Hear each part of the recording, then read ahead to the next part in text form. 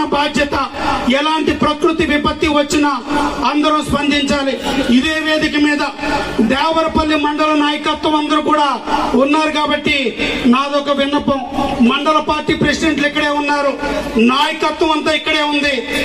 ఎక్కడ విజయవాడలో పరిసర ప్రాంతాల్లో వరద బాధితుల సహాయార్థం చందాలు పోగు చేద్దాం.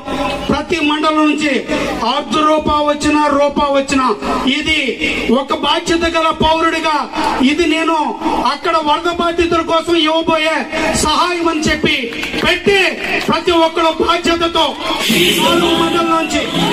4 మండలంలోంచి మనం పోగు చేసి అది సీఎం గారి సహాయ నిధి కింద ఈ 3 రోజులు నేను అక్కడే ఉంటాను.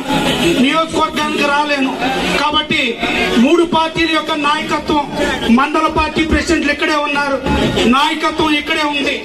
బాధ్యత తీసుకొని ఈ గోపాలపురం నియోజకవర్గం నుంచి నాకు తెలిసి మొట్టమొదటిగా మనమే స్పందించినట్టున్నాం.